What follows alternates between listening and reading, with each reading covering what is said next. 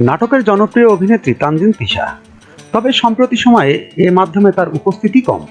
বিশেষ দিবসে নাটকগুলোতে তার উপস্থিতি মেলে। কাজে মনোযোগ বাড়িয়েছে ওটিটি কন্টেন্টে।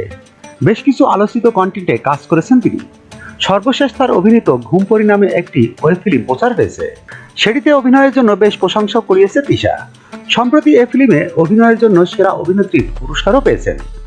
অনুভূতি প্রকাশ করতে গিয়ে তিশা বলেন, এটি আমার ক্যারিয়ারের অন্যতম একটি কাজ। দীর্ঘদিন আগে এটি প্রচার হলেও এখনও সেই চরিত্রের ঘোরের মধ্যে রয়েছি। এদিকে দীর্ঘদিন পর আবারও একটি ওয়েব ফিল্মে অভিনয় করেছেন তিনি। নাম হাইড অ্যান্ড সিক। পরিচালনা করেছেন মাহমুদুর রহমান হিম। এতে তিশাকে নাদিয়া নামে একজন বিনোদন সাংবাদিকের চরিত্রে দেখা যাবে। গল্পটি এমন একজন ফিল্ম স্টারের বিয়ের দিন দুর্ঘটনার শিকার হয় রাশা নামে এক তরুণী। সর্বত্র চাওর হয় রাশা আত্মহত্যা করতে চেয়েছে, কারণ সেই ফিল্ম স্টারের সঙ্গে তার সম্পর্ক ছিল। এ বিষয়ে বিনোদন সাংবাদিক প্রশ্ন করতেই ঘটে বিপত্তি।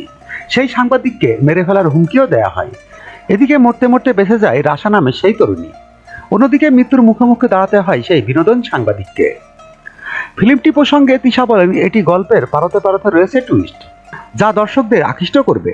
সেই দৃশ্য না দেখা পর্যন্ত দর্শক উঠতে পারবে না বলে আমার বিশ্বাস। আমি এটি নিয়ে বেশ আশাবাদী।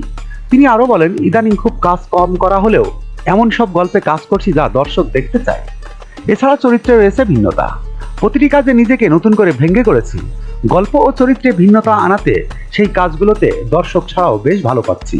কম কাজ প্রসঙ্গে এ অভিনেত্রী আরও বলেন, গড়পড়তা অনেক কাজ করার চাইতে ভালো কাজ করা উচিত, যেগুলোতে নতুনত্ব থাকবে। ভালো গল্প ও চরিত্র পেতে একটু সময় তো লাগবেই। সেই সময়টাই আমি দিচ্ছি। তাই এখন কাজের পরিমাণ কম, তবে কাজ করছি, একেবারেই বসে নেই।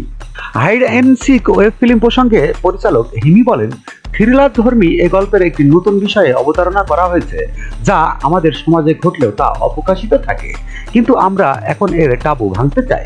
ওয়েব ফিল্মটি ওটিটি প্ল্যাটফর্ম দীপ্ততে ঈদে প্রচার করা হবে। এছাড়াও আসন্ন ঈদে তিশাকে দেখা যাবে একাধিক নাটকে, এমনটাই জানিয়েছে অভিনেত্রী। তিনি বলেন, ঈদের জন্য আমি আগে থেকেই পরিকল্পনা করে কাজ করেছি, যেটা গত ঈদে হয়নি। কুরবানি ঈদে বেশ কয়েকটি নাটকে কাজ করেছি।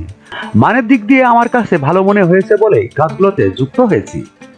প্রসঙ্গত টিভি নাটক ও ওটিটি কন্টেন্টে নিয়মিত অভিনয় করলেও তিশাকে এখনো সিনেমায় দেখা যায়নি।